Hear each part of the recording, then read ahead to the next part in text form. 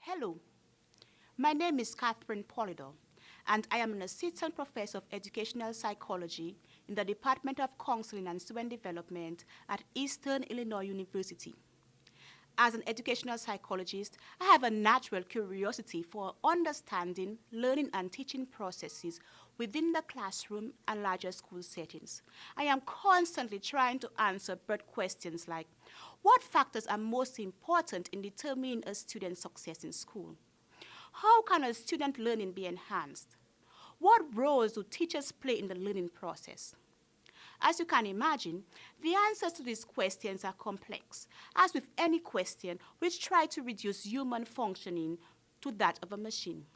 As I move along my quest to uncover some answers, more questions emerge as I am bombarded with a continuous stream of data, all indicating that there is a need for answers, for solutions, for action.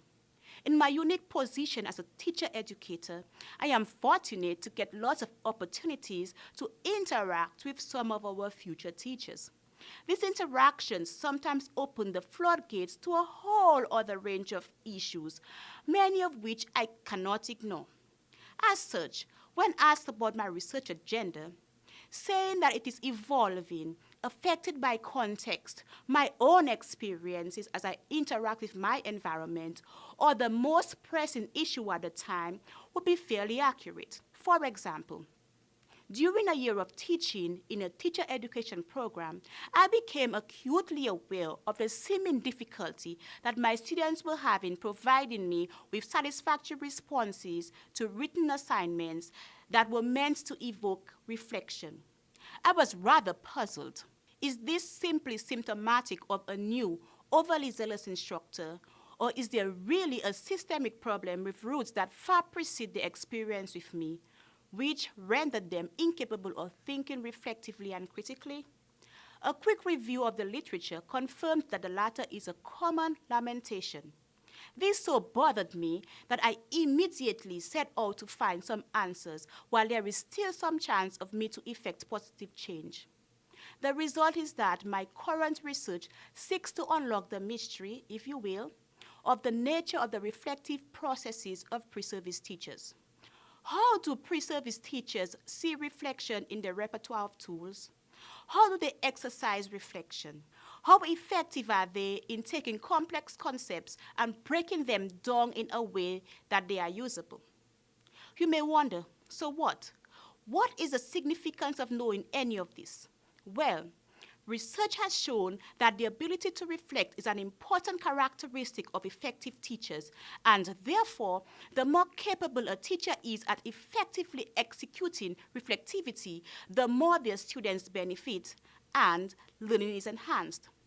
However, the questions that keep coming back, motivating me to maintain an inquisitive disposition, the common thread that holds my research agenda together, are those regarding equity in education as it relates to minorities and other underrepresented groups, and the role of charter schools.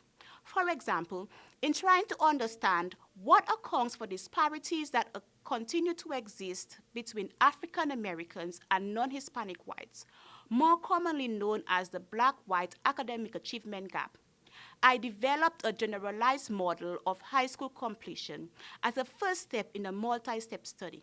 In this model, I took several factors which have been reported in the literature as affecting one's decision to complete high school and put them together using a conceptual model which viewed the decision as dependent upon the interaction of the environment and personal and psychological attributes of the individual, and to create a statistical model.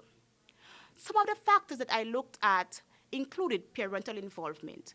That is, the quality of time that a parent or guardian spends with the adolescent child, the socioeconomic status of the adolescent's family, the adolescent's perception of school climate. That is, do they perceive the school as a safe place where teachers and administrators treat them fairly well and they don't have to be concerned about their well-being?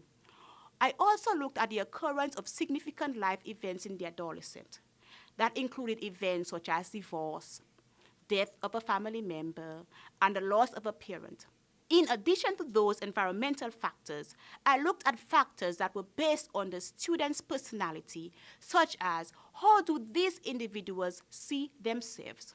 The results of that study suggested that there were significant differences in the occurrence of negative effects from the environment between individuals who complete high school and those who don't.